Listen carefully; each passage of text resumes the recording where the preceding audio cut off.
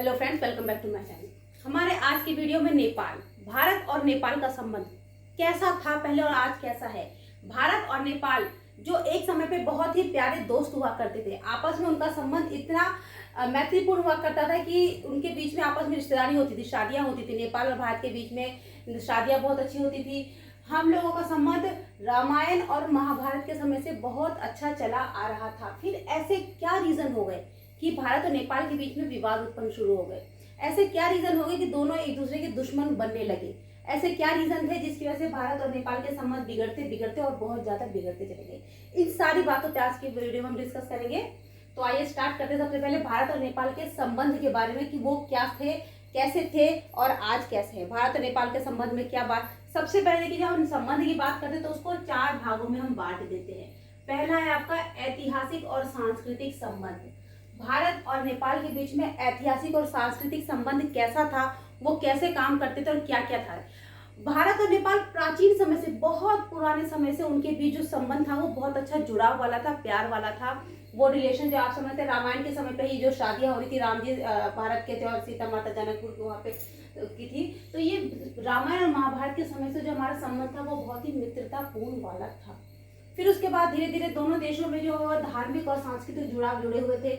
दोनों के बीच आपस में धार्मिक जुड़ाव जुड़े हुए थे। सांस्कृतिक एक दूसरे के धर्म को अपनाते थे। धर्म हमारे देखिए भारत में भी और नेपाल में भी बौद्ध धर्म है, हिंदू धर्म है। दोनों के जो धर्म है वो बहुत ही मिलते जुलते थे। संस्कृति हमारी बहुत मिलती जुलती थी। इन दोनों में जो आपसी संबंध थे वो बहुत ही प्यारे थे। लेकिन धीरे धीरे इनमें विवाद उत्पन्न हो गया। इस पर भी हम चर्चा करेंगे। उसके बाद हम आते हैं भौगोलिक संबंध में। भौगोलिक संबंध में देखिए, भारत और नेपाल के बीच में 1770 किलोमीटर की सीमा जो है वो आपस में शेयर करती है। भारत और नेपाल 1770 किलोमीटर की सीमा आपस में शेयर करती है। उसके बाद यहाँ के जो नागरिक है, भारत और नेपाल के नागरिक एक देश से दूसरे देश आने के लिए, भारत और नेपाल में आने जाने के लिए किसी भी तरह का कोई पासपोर्ट या वीजा का उपयोग नहीं करते हैं। दोनों एक दूसरे के देशों में स्वतंत्र रूप से जाते हैं और आते हैं। किसी भी प्रकार का कोई टैक्स वीजा नहीं लगाते। बहुत इजीली भारत के नागरिक नेपाल में और नेपाल के नागरिक भारत में जाते हैं। यहाँ की सीमाओं पे कोई बहुत ज्यादा सेना ऐसे खड़ी नहीं रहती जैसे भारत पाकिस्तान या भारत चीन की सीमा पे खड़ी रहती है। इन दोनों के बीच में इतना अच्छा संबंध चला रहा था। कामकाज के रूप में ये लोग व्यापार के लिए स्वतंत्र रूप से एक दूसरे के देशों में आ रहे थे, जाते। बॉर्डर इलाके में जितने भी देश आप देखोगे, भारत और नेपाल के एरिया में जितने भी राज्य पड़ते हैं, वहाँ के जो नागरिक है बहुत आसानी से सुबह शाम भारत और नेपाल अप डाउन करते हैं, व्यापार करते हैं। यहाँ के नागरिक चीज वहाँ पे जाके बेचते हैं या खरीदते हैं, या वहाँ के भी नागरिक इसी प्रकार से यहाँ पे चीज खरीदते या बेचते रहते हैं, जिसमें उनके संबंध है वो बहुत अच्छे रहते थे, प्यारे रहते थे। उसके अलावा अगला है आपका राजनीतिक संबंध। देखिए 1950 में भारत और नेपाल ने एक समझौता किया था, शांति समझौता। इस शांति समझौते में क्या था कि नेपाल की, देखिए नेपाल जो है भारत और चीन के बीच में जो नेपाल है वो एक देश है। तो इसीलिए भारत को बहुत आवश्यकता है कि नेपाल के साथ उसके संबंध जो है वो बहुत मित्रतापूर्ण रहे, जिससे कि चीन कभी भी नेपाल के रास्ते हम भारत में घुसने की कोशिश ना कर पाए। तो दोनों देशों के बीच की जो औपचारिक रूप दिया था वो भारत नेपाल को आर्थिक राजनीतिक सुरक्षा सहायता प्रदान करने के लिए किया गया था। 1950 में एक समझौता किया था भारत और नेपाल में।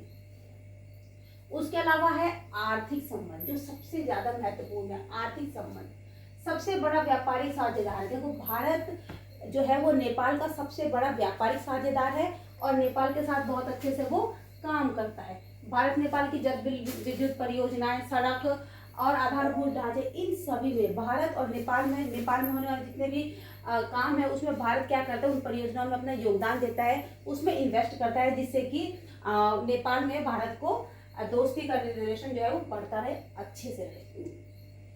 ये वो संबंध थे भारत और नेपाल के बीच में, राजनीतिक, ऐतिहासिक, भौगोलिक और आर्थिक, जिसकी वजह से उन दोनों के बीच में रिलेशन जो था वो बहुत अच्छा था, बहुत मिलान वाला था।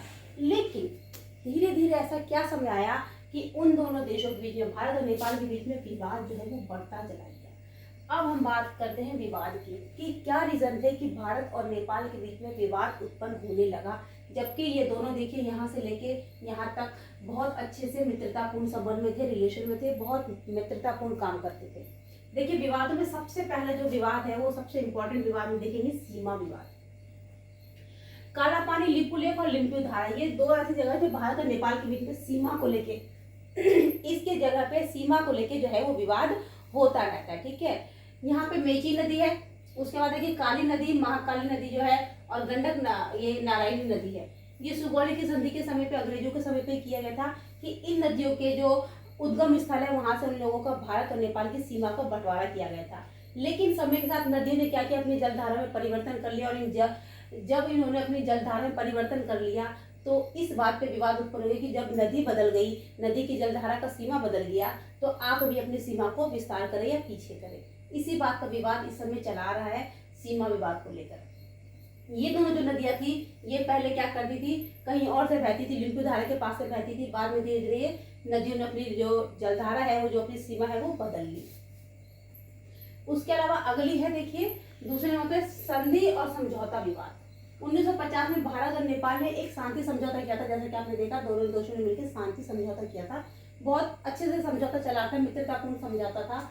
लेकिन अब आज के समय पे नेपाल इसे मानने से मना करता है, इस समझौते के वो अगेंस्ट जाता है। क्यों जाता है? क्योंकि उसका कहना है कि इस समझौते में जितनी बातें थी, जितने भी फायदे थे, वो केवल भारत को मिल रहे, नेपाल को उसका कोई फायदा नहीं हो रहा है। भारत ने उस समय पे ज्यादा बुद्धि चला के नेपाल के हिसाब से ऐसा समझौता किया जिसमें भारत को ही सारा फायदा हो रहा है, नेपाल को कोई फायदा नहीं हो रहा है। ये भी एक महत्वपूर्ण वजह है जिस वजह से इन दोनों के बीच में विवाद उत्पन्न हो रहा है। और नेपाल इस समय इस समझौते को मानने से मना कर रहा है, समझौते को मानने से मना करता है।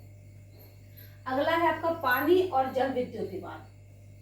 कई परियोजनाएं जैसे महाकाली नदी, कोसी नदी, गंडक परियोजना पर कार्य और लाभ को लेकर दोनों देशों के बीच में विवाद हो जाते हैं। देखिए इन नदियों पे जो परियोजनाएं बनती है, उसको जो लाभ मतलब कि फायदा जो होता है, नेपाल कहता है कि दोनों देशों के बीच में जो फायदा है वो केवल भारत को मिलता है, नेपाल को इसका कोई फायदा नहीं होता है। या यूं कहो, नेपाल को बिल्कुल भी फायदा ना होगा, भारत इसका ज्यादा फायदा लेता है, ज्यादा इस्तेमाल करता है, जिस वजह से भारत और नेपाल के बीच में विवाद उत्पन्न होने लगे हैं।